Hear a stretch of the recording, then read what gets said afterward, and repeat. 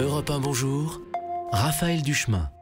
C'est la rentrée, vous le savez, pour un peu plus de 12 millions d'élèves et aussi pour les parents que nous sommes. Bonjour Rodrigo Arenas. Bonjour. Président de la FCPE 93, une rentrée placée sous le signe de la nouveauté ou des nouveautés avec un S pour être exact, à commencer peut-être par le retour par endroit de la fameuse semaine des 4 jours. C'est vrai que le ministre n'a pas voulu l'imposer, il a laissé les villes choisir. Il y en a un tiers manifestement qui ont choisi de revenir à l'ancien système.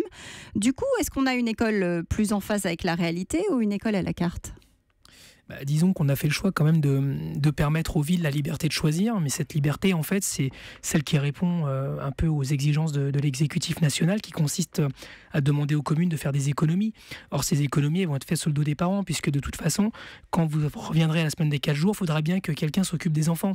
Donc ça sera soit la garderie, soit de prendre quelqu'un qui les garde dans la journée. En général, c'est payant. Et de toute façon, c'est ce qui est terrible dans l'histoire, au-delà des considérations économiques et comptables, c'est qu'on sait qu'on va enseigner aux enfants qui vont revenir aux 4 jours à des moments où ils ne sont pas réceptifs aux enseignements. Donc, in fine, tout ça, ça va se payer à la fois sur les résultats scolaires, mais aussi sur le niveau scolaire des petits Français, qui, je tiens à le rappeler, quand la semaine des 4 jours a été mise en œuvre sous le quinquennat de Nicolas Sarkozy, a amené au pire résultat dans l'enquête PISA, qui a été tant décriée ces dernières années. Donc, pour vous, c'est une mauvaise idée ou une fausse bonne idée que de revenir à l'ancien système ? A priori, ça serait une bonne nouvelle pour la comptabilité des communes et puis de l'État, mais ça serait une bonne nouvelle d'un point de vue éducatif pour les enfants, malgré tout ce qu'on peut entendre. Enfin, je tiens à rappeler quand même qu'on a assisté à un bashing permanent pendant 5 ans sur cette réforme-là, où l'opinion publique, où la foule a été rodée à se dire que les 4 jours c'était meilleur et les 4 jours et demi c'était moins bon, avec un côté de c'était mieux avant. Et on sait, par contre, les études le montrent, que les 4 jours et demi sont plus bénéfiques aux enfants, ou en tout cas que les 4 jours ne le sont pas. Donc c'est un vrai problème pour les enfants.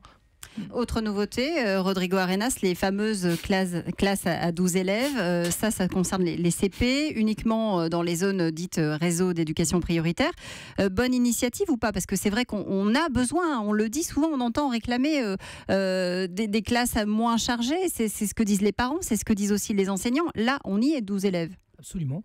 C'est plutôt une bonne nouvelle de prendre en compte les conditions de travail des élèves. Alors là, on s'attaque au REP+, c'est-à-dire d'aller dans le sens de l'équité, c'est-à-dire de donner plus aux enfants qui ont plus de besoins, puisque si on donne la même chose à tout le monde, finalement, on structure les inégalités. Là, on a l'impression que quand même ça va plutôt dans le bon sens. Mais le problème, c'est que les enseignants à mettre en face de ces classes. Vous avez les enseignants parce que vous les prenez sur les autres dispositifs, notamment plus de maîtres que de classe, etc. Donc il n'y a pas de création de postes. Par contre, ce que n'arrive pas à comprendre ce gouvernement, j'ai l'impression, mais je pense qu'il le sait, mais il y a encore un problème d'économie et de comptabilité, c'est que c'est un problème pédagogique, c'est pas seulement un problème de moyens, c'est-à-dire qu'on n'enseigne pas de la même façon à 12 élèves qu'à 24, et aujourd'hui les enseignants qui vont être en poste ne sont pas formés à enseigner à 12 élèves, et là on a une vraie difficulté pédagogique. Alors puisque vous parlez de la formation, moi, il y a quelque chose qui m'a interpellée, on a tous dans notre entourage un enseignant, une enseignante, quelqu'un qui fait sa rentrée, peut-être parfois pour la toute première fois. J'ai vu qu'il y en avait qui découvraient hier matin dans quelle classe ils allaient être affectés, à quel niveau ils allaient être affectés. C'est quand même un peu surprenant, non ? C'est le problème de l'éducation nationale dans notre pays, c'est-à-dire qu'on est sur la gestion de flux, à la fois des élèves mais aussi des enseignants. Enfin, dans Seine-Saint-Denis, vous avez notamment le problème des absences non remplacées. Donc il y a cette mobilité de fait qui fait qu'on est toujours sur des flux tendus qui n'arrivent pas finalement à prendre en compte la dimension pédagogique, c'est-à-dire qu'est-ce qu'on va faire avec les élèves, où on veut les emmener. On est plutôt sur la gestion et de garder les enfants, et finalement les enseignants ils mettent plus que leur salaire, c'est une vraie vocation, c'est un vrai métier, c'est pour ça que j'insiste sur la formation. On n'est pas dans garder des mômes pour pendant la journée. Il faut leur transmettre des savoirs. Et pour ça, il faut vraiment former les enseignants à cela et arrêter de gérer à flux tendu.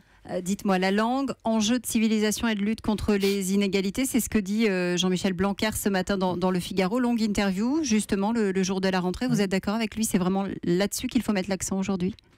J'ai envie de lui dire qu'il faut le mettre l'accent sur la totalité, c'est-à-dire de repenser en fait l'éducation en profondeur, mais surtout arrêter de reporter les coûts de l'éducation sur les parents. C'est-à-dire qu'aujourd'hui, il y a des pans entiers de l'éducation qui sont abandonnés pour faire des économies, encore une fois, mais en fait on n'économise pas parce que ce coût-là, il est reporté sur les parents.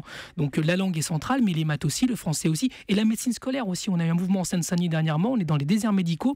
Aujourd'hui, les visites médicales ne sont plus faites dans l'école, ce qui fait qu'il y a énormément d'enfants qui ne suivent plus de visites médicales. Mais les parents payent cela à côté. Donc, vous voyez, il y a un report sur les familles, des économies qui sont faites par les collectivités locales, et ça frappe les plus défavorisés. Tout un tas de chantiers encore à entreprendre. Merci beaucoup, Rodrigo Arenas. On vous souhaite quand même une bonne rentrée, évidemment. On souhaite à tous les enfants, à tous les parents, évidemment. Exactement.